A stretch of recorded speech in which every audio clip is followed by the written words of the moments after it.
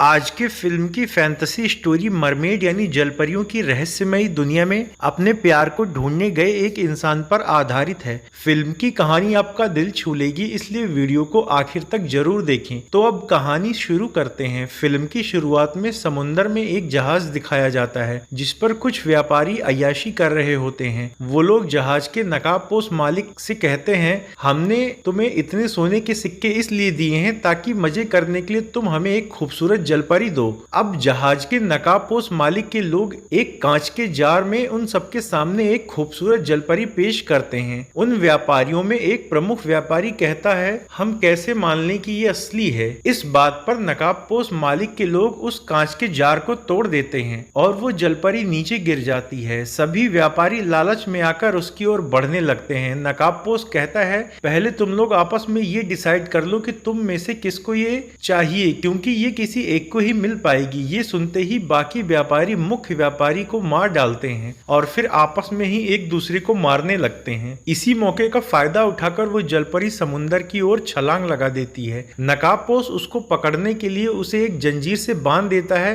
पर फिर भी वो समुंदर में कूद जाती है। उसके पीछे पीछे जहाज पर आपस में लड़ रहे व्यापारी भी उसको पकड़ने की लालच में समुंदर में कूद जाते हैं। वो लोग समुंदर में भी आपस में लड़ना जारी रखते हैं। उसी जहाज पर एक युवक यानली और उसका दोस्त भी होते हैं। यानली के गले के अंदर जलपरियों का एक मोती होता है जिसकी वजह से वो पानी के अंदर सांस भी ले सकता है और तेज गति से तैर भी सकता है। ये मोती उसके गले में कैसे आया ये आपको आगे की कहानी में पता लगेगा। तो जलपरी के भाग जाने पर यानली का दोस्त नशे में डूबे यानली को जगाता है। अब यानली भी उस जलपरी को पकड़ने समुद्र में कूद जाता है और उस जलपरी को समुद्र से पकड़कर वापस जहाज पर ले आता है। लेकिन तभी हम देखते हैं कि जहाज के नकाबपोश लोग उस जलपरी को एक सिंहासन पर बिठा देते हैं और यानली पर तलवार से हमला करने लगते हैं। लेकिन यानली अपनी कुशल तलवारबाजी से उस नकाबपोश को हराकर उसका नकाब अपने तलवार से काट देता है। नकाब उतरने पर यानली उसको पहचान लेता है क्योंकि यानली पहले भी उससे लड़ चुका था, पर तब वो जिंदा बच गया था।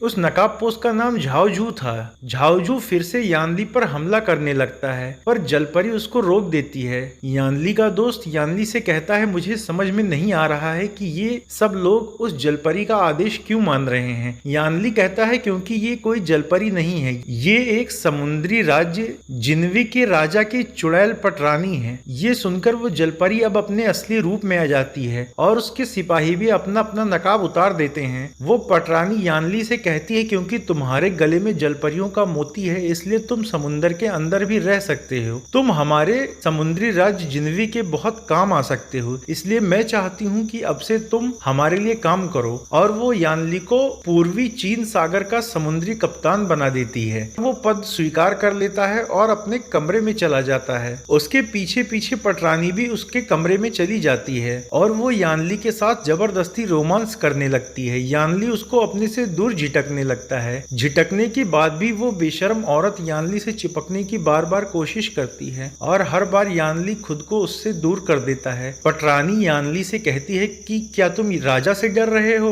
तुम डरो मत, क्योंकि ये पूरा इलाका राजा ने मेरे हवाले कर रखा है। यानली कहता है, मैं डर की वजह से तुमसे दूर नहीं हो रहा हूँ, बल्कि मुझे तुम में कोई दिलचस्पी नहीं है इसलिए तुमसे दूर हो रहा हूँ। पटरानी कहती है, मैं जानती हूँ तुम्हारी दिलचस्पी तुम्हारी एक पुरानी प्रेमिका जलपरी में है जिसकी तलाश में तुम आज भी इधर उधर भटकते हो। यानली चौंक जाता है कि इसको ये कैसे पता लगा। दरअसल कई सालों पहले समुंदर में डूब रहे यानली को शियू नाम की एक जलपरी ने बचाया था। उस समय यानली समुंदर के अंदर सांस ना ले पाने की वजह से मरने की कगार पर था, इसलिए शियू ने अपने गले के अंदर का जादुई मोती यानली के गले के अंदर डाल दिया, जिससे यानली तो बच गया पर शियू की जलपरी वाली शक्ति चली गई और धीरे धीरे दोनों में गहरा प्यार हो गया। दोनों ने पीच ब्लॉसम आइलैंड में कुछ वक्त भी साथ गुजारा, लेकिन फिर अचानक एक दिन शियू कहीं चली गई। तब से आज तक यानली सभी समुद्री जहाजों पर यात्राएं करता है ताकि एक दिन वो अपने प्यार शियू से वापस मिल सके और उसको उसका मोती वापस लौटा सके। यानली पटरानी की बातों का कोई जवाब नहीं देता और कमरे से बाहर निकल जाता है। बाहर चादर से ढकी हुई कुछ लाशें रखी हुई होती हैं। यानली वहां खड़े दूसरे सेनापति झाओझू से इन लाशों के बारे में पूछता है। झाओ बताता है कि ये जापानी समुद्री लुटेरों की लाशें हैं। इन लोगों को पता नहीं किस जीव ने मारा है। वहां मौजूद एक सिपाही सिपाही जो कि काफी डरा हुआ होता है वो बताता है कि मैंने उस शैतानी जीव को देखा है, उसे मारा नहीं जा सकता। वो मुंह के रास्ते शरीर में घुसता है और फिर शरीर के अंदर का सब कुछ खाकर शरीर को खोखला कर देता है। इसी बीच वहां रखी एक लाश का पेट फूलने लगता है और फिर पेट फाड़कर वो शैतानी कीड़ा उसके पेट से बाहर आ जाता है। वो कीड़ा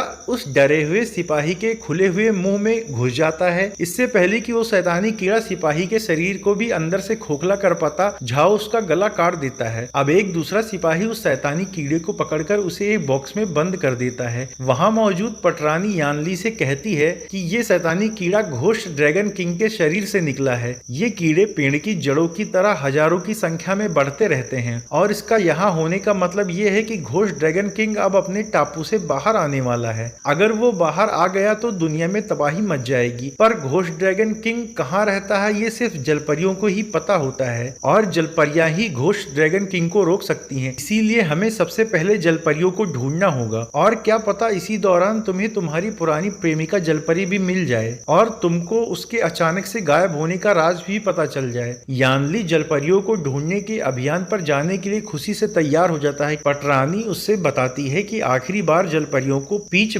ब्लॉसम आइलैंड पर देखा गया था। यानली अब वहां से अपने कमरे में जाकर उस आइलैंड पर जाने की तैयारी करने लगता है। इधर झाओझो पटरानी से कहता है अगर मैं यानली का गला काट दूं तब भी तो उसके गले में मौजूद जलपरियों वाला मोती आपको मिल जाएगा, क्योंकि आपके जलपरियों को खोजने का मुख्य मकसद तो यही है ना। पटरानी कहती है तुम नहीं जानते, सिर्फ एक मोती से मैं हमेशा जवान और ताकतवर नहीं बनी रह पाऊंगी। दरअसल पटरानी का जलपरियों तक पहुंचने का मुख्य मकसद घोस्ट ड्रैगन किंग तक पहुंचना नहीं था, बल्कि उसका असली मकसद था यानली की मदद से जलपरियों तक पहुंचना, ताकि वो उन जलपरियों को मारकर उनका मोती निकाल ले और हमेशा जवान और ताकतवर बनी रहे। उधर यानली पटरानी के इस असली मकसद से अनजान था कि वो उसका इस्तेमाल जलपरियों तक पहुंचने के लिए करना चाहती है। अगले दिन सुबह यानली अपने दोस्त के साथ जहाज से उतरकर एक छोटी नाव लेकर पीच ब्लॉसम आइलैंड की खोज में निकल जाता है। उसके गले में जादुई मोती होने की वजह से उसमें जलपरियों जैसी रफ्तार होती है, इसलिए वो नाव को तेज गति से ढकेलता हुआ आगे ले जाता है। आखिरकार वो दोनों पीच ब्लॉसम आइलैंड पर पहुंच जाते हैं। वहां सिर्फ जलपरियां ही होती हैं जो जल क्रीड़ा कर रही होती हैं। उन्हीं जलपरियों के बीच वो जलपरी शियू भी होती है जिसे यानली प्यार करता है और इतने सालों से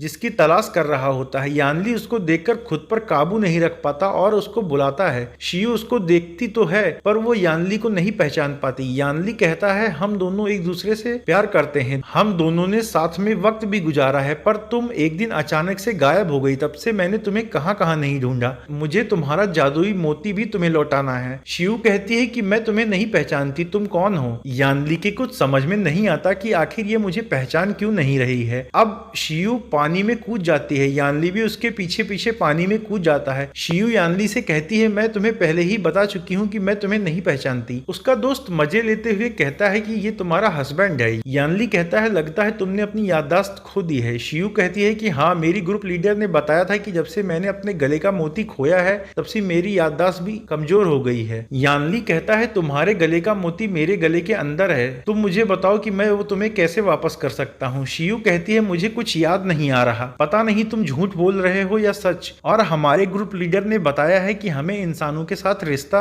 नहीं रखना चाहिए क्योंकि इंसान धोखेबाज होते हैं। यानली कहता है अफसोस की बात है कि आज तुम सब भूल गई हो, यहाँ तक कि मुझे भी। इसी बीच बाकी जलपरियां अपने दुपट्टे से यानली को जकड़ लेती हैं क्योंकि उन्हें लगता है कि वो यहाँ किसी गलत इरादे से आया है। लेकिन तभी पटरानी वहाँ झाओ और सैनिकों के साथ पहुंचकर उन जलपरियों पर तीरों की बौछार कर देती है। जलपरियां खुद को और यानली शियू को उन तीरों से बचाने की कोशिश करते हैं। जवाबी हमले में जलपरियां भी पटरानी के सैनिकों को एक एक करके मारने लगती हैं, पर तभी जलपरियों की ग्रुप लीडर भी वहां पहुंच जाती है। वो उन सबसे कहती है कि हम जलपरियों ने किसी इंसान से शादी ना करने की शपथ ली है, इसलिए तुम लोग अगर यहाँ किसी जलपरी से शादी करने के इरादे से आए हो तो ये नहीं हो पाएगा, और वैसे भी इस आइलैंड पर बाहरी लोगों का आना मना है। उनमें से एक मरमेड ग्रुप लीडर से बताती है कि ये लोग यहाँ शियू के लिए नहीं आए हैं। ग्रुप लीडर कहती है इन लोगों पर भरोसा नहीं किया जा सकता। फिर वो अपनी शक्ति से पानी के बंधन से पटरानी और उसके दोनों सेनापतियों को बांध देती है, पर यानली के अंदर मोती होने की वजह से वो पानी से नहीं बंधता। यानली ग्रुप लीडर से कहता है कि पटरानी तुमसे घोस्ट ड्रैगन लॉर्ड के बारे में एक महत्वपूर्ण बात करने यहाँ आई हैं। ये सुनकर ग्रुप लीडर उन लोगों को अपने कैद से आजाद कर देती है। पटरानी के आदमी टीम लीडर को बॉक्स में रखे हुए शैतानी जीव का कटा हुआ भाग दिखाते हैं। ये देखकर टीम लीडर उन सभी के साथ अपने दरबार में चली जाती है। वहाँ एक मासूम जलपरी बच्ची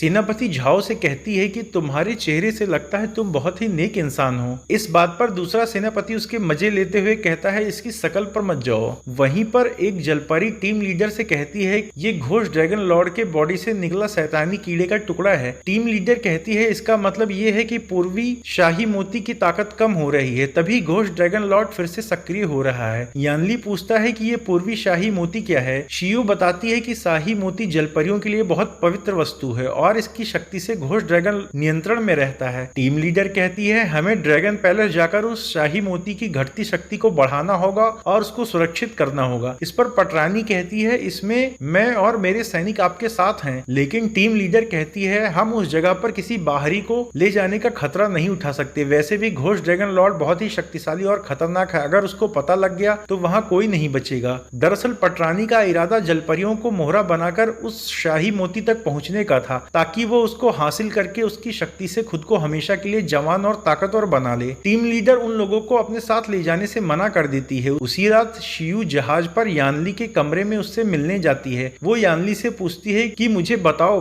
पहले हम दोनों के बीच में क्या हुआ था, क्योंकि उस बारे में मेरी याददाश्त में कुछ भी नहीं है। यानली कहता है कई सालों पहले मैं समुद्र में जहाज पर एक अभियान पर था, उस दौरान तुमने मेरी जान बचाई थी, फिर सैनिकों से मैंने भी तुम्हारी जान बचाई और हम दोनों में प्यार हो गया। शियू कहती है पता नहीं क्यों ये सब मुझे याद नहीं है, और प्यार हम जलपरियों के लिए एक अभिशाप की तरह है, कभी भी इसका अंत अच्छा नहीं रहा, इसलिए हम लोगों को बाहरी लोगों से प्यार करने की इजाजत नहीं है। इसी दौरान पटरानी भी यानली के कमरे में आ जाती है, पर तब तक शियू उसको देखकर बेड के नीचे छिप जाती है। पटरानी फिर से यानली के साथ जबरदस्ती रोमांस करने की कोशिश करती है। यानली पिछली बार की तरह ही फिर से खुद को उससे बचाने की कोशिश करता है। वो उससे झूठ बोलती है कि हम पहले भी तो ये बहुत बार कर चुके हैं। यानली कहता है ऐसा कभी कुछ नहीं हुआ। इसके बाद पटरानी उसके कमरे से बाहर चली जाती है और बेड के नीचे छुपी शियू बाहर आकर यानली से कहती है मेरी टीम लीडर सही कहती थी, हमें बाहरी मर्दों पर भरोसा नहीं करना चाहिए, सभी धोखेबाज होते हैं। यानली कहता है पटरानी झूठ बोल रही है, मेरे और उसके बीच में ऐसा कुछ भी नहीं है, वो हम दोनों के बीच दरार डालने के लिए ऐसा बोल रही थी। पर शियू नाराज होकर वहां से चली जाती है। अगले दिन टीम लीडर और कुछ जलपरियां ड्रैगन पैलेस में जाती हैं। एक जलपरी शियू को भी अपने साथ वहां ले जाती है, क्योंकि गले के अंदर मोती ना होने की वजह से शियू खुद नहीं जा सकती थी। वहां उन्हें ड्रैगन पैलेस का खंडहर और एक सिंहासन दिखता है। टीम लीडर कहती है कोई भी आवाज नहीं करेगा, क्योंकि आवाज से घोष ड्रैगन लॉर्ड जाग सकता है। शाही मोती उसी सिंहासन के एक पत्थर पर लगा हुआ होता है। टीम लीडर कहती है इसकी ताकत और चमक कम हो गई है। एक जलपरी उस मोती को निकालने की कोशिश करती है पर नाकाम रहती है। टीम लीडर कहती है ये शाही मोती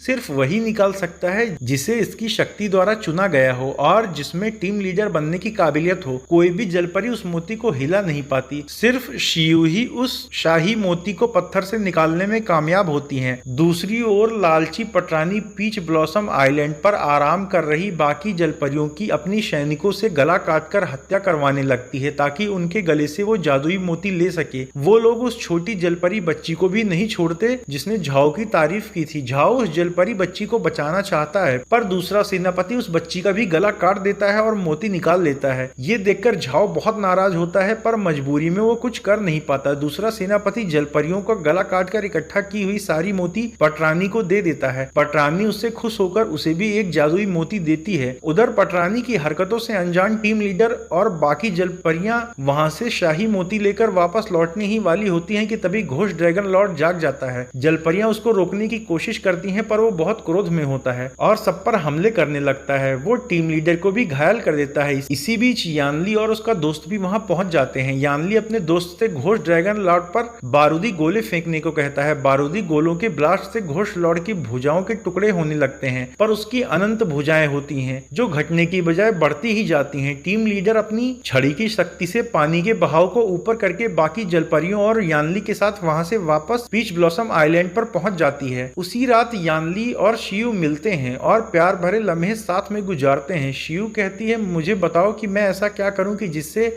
मुझे हम दोनों का भूला हुआ प्यार याद आ जाए और मैं फिर से तुम्हें पहले की तरह ही प्यार कर सकूं। यानली कहता है सब वक्त पर छोड़ दो। रात में पटरानी की एक नौकरानी जब उसके कमरे में जाती है तो उसे वहां एक बूढ़ी और बदसूरत चेहरे वाली औरत दिखती है। दरअसल वो पटरानी ही होती है जो असल में बूढ़ी और बदसूरत होती होती है, पर दिखावे के लिए वो एक जवान लड़की का चेहरा लगाती है और जवान रहने के लिए वो जलपरियों का मोती इस्तेमाल किया करती थी। अब क्योंकि नौकरानी ने पटरानी का असली चेहरा देख लिया था, इसलिए वो नौकरानी को मार डालती है। अगली सुबह जलपरियां उस शाही मोती में अपनी अपनी शक्ति का कुछ भाग डालकर उसे फिर से शक्ति से भर देती हैं, लेकिन